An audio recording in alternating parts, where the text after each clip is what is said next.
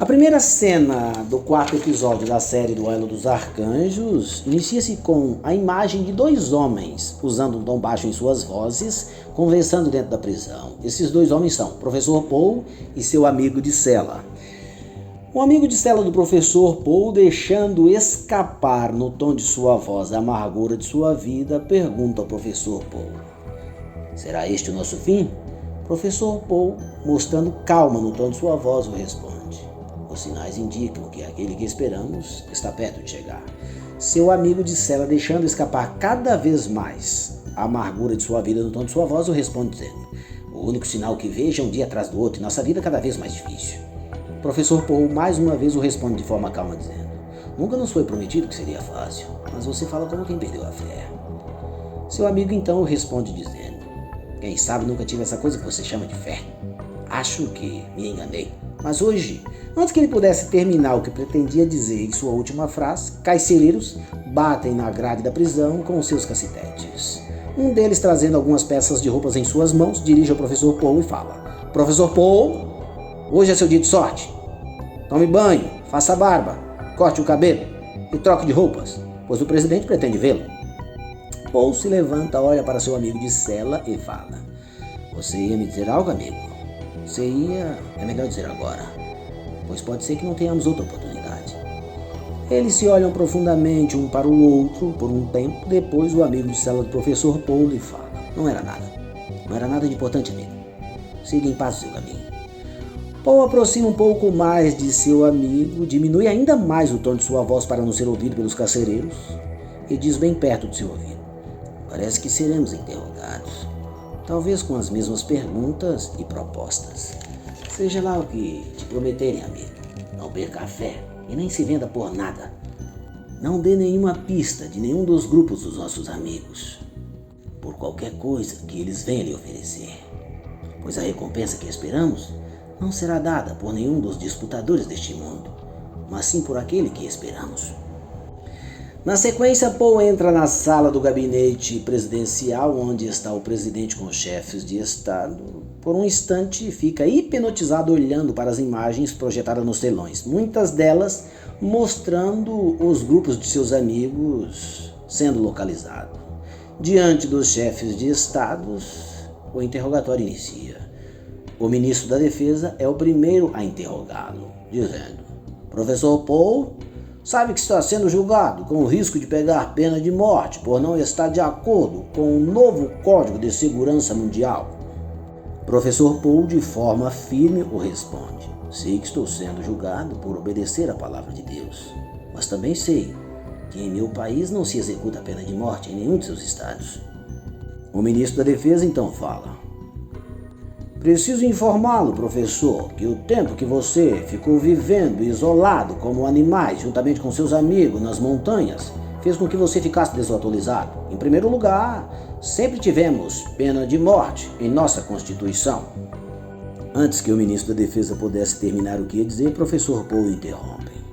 Sim, eu sei que sempre tivemos pena de morte em nossa Constituição, mas essa só é aplicada somente em soldados que traem a sua nação em tempo de guerra. E este não é o meu caso. E nem o caso de nenhum dos meus amigos. O ministro da Defesa então fala: é o que eu disse, professor. Você está desinformado. Por isso, preciso lhe informar que o mundo está em guerra. E por ele estar em guerra, todos os cidadãos de todas as nações foram convocados para serem soldados, unindo ou se doando ao novo Código de Segurança Mundial. E aqueles que não aceitarem se unir a esse novo Código de Segurança será considerado um traidor de sua pátria. Neste caso, se vocês, seu grupo de seguidores, continuar resistindo ao nosso novo Código de Segurança Mundial, será considerado um soldado traidor e um réu digno de pegar a pena de morte. O presidente então entra na conversa e pergunta ao professor Paul: há quanto tempo não vê a sua esposa, professor? O professor Paul responde: desde que vocês nos separaram através dessas grades, eu nunca mais a vi. O presidente então lhe diz: queremos dar a sua liberdade, cidadania e devolver sua família novamente, caso você mude de ideia desta seita e trabalhe conosco para que seus seguidores façam o mesmo. O professor Paul ignora ali todos os chefes de estados que estão presentes na mesa e começa a olhar para a imagem do globo terra que estava sendo projetado por um dos telões. E olhando para esta imagem, ele começa a falar consigo mesmo, dizendo: mesmo que um anjo descesse do céu e me pedisse isso, não poderia fazer. Mas esta é uma guerra milenar que está próximo de chegar ao seu fim. O presidente, que estava próximo do ministro da Defesa, o pergunta: sobre o que ele está falando, ministro? O ministro então responde ao presidente: Excelência, ele é um homem religioso. Para que o senhor o entenda, é preciso fazer isso sobre uma perspectiva religiosa. Provavelmente, ele está parafraseando ou usando uma metáfora. O professor Paul deixa de olhar para a imagem do globo terra que estava sendo projetada no telão e se volta para os chefes de estados que estavam sentados ao redor da mesa com o presidente e diz: não estou parafraseando. Estou dizendo que vocês estão envolvidos numa guerra literal que começou há milênios atrás, mas pelo visto parece que não sabe com o que estão lidando. O presidente, meio que num tom de ironia, o pergunta: se estamos numa guerra, qual é a nossa participação nela, professor? O professor então responde: atuarem como atores em cima do grande palco da terra, mas a grande guerra acontece mesmo é por trás dos bastidores. Voltando a olhar para a imagem do globo terra que estava sendo projetada no telão, o professor Paul continua sua narrativa sobre a origem da disputa, dizendo: estava contando essa história para meu filho quando seus soldados me interromperam. Continuarei a contá-la de onde parei. Tudo começa num tempo em que não havia tempo, pois aquele que não depende do tempo para sua existência ainda não tinha manipulado a matéria para dar origem às coisas para que o tempo pudesse ser contado como tempo. Enquanto o professor Paul narra imagens do espaço sincronizadas, a narrativa do professor deve aparecer. E ele continua sua narrativa dizendo: assim que a matéria foi manipulada, deu-se início às coisas, e através das coisas, por vontade divina, surgiu a vida, e o que era só um vácuo vazio na expansão, começou a tomar forma de espaço para sua habitação. Imagens sincronizadas à narrativa do professor Paul das coisas se formando e dando origem às constelações e galáxias devem aparecer em sincronia com sua narrativa. E o professor Paul continua com sua narrativa dizendo: aos poucos, em todo o cosmo, a vida ia se organizando, mas no mais alto governo do universo reinava a mais perfeita hierarquia já existente. Esta era formada pelos Bnei Elohim, que hoje chamamos de querubins, serafins e arcanjos. E anjos. Os arcanjos ficavam no topo desta hierarquia, e o grande Miguel era o líder de todos eles. Ele tinha acesso direto ao grande mistério que deu origem à vida. Por isso, que hoje nós chamamos de anjos, querubins, serafins e arcanjos. Os arcanjos ficavam no topo dessa hierarquia, e o grande Miguel era o líder de todos eles. Ele tinha acesso direto ao grande mistério que deu origem à vida, porque coexistiu desde o início junto com ele. Por isso, ao grande Miguel, em primeira mão, era passado todos os planos da expansão da vida que se propagava pelo universo, e ele as repassava para todos que ocupavam um posto abaixo ao dele, e eles as repassavam a todos os líderes dos planetas que já habitavam vida de forma organizada.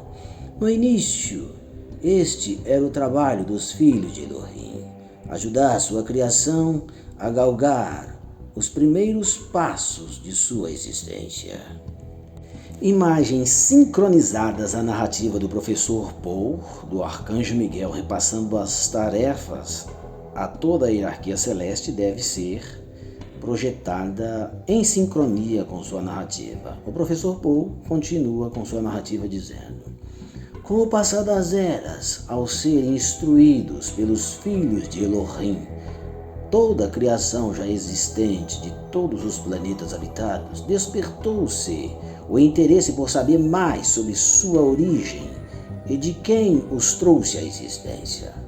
Mas ainda não havia ninguém qualificado para esta função, pois este não era o trabalho de nenhum anjo, serafim, querubim ou arcanjo. Para realizar o desejo de sua criação, Elohim emanou de si a mais bela criatura que este universo já viu. Imagens sincronizadas à narrativa do professor Paul, mostrando este ser sendo formado, deve aparecer em sincronia com sua narrativa.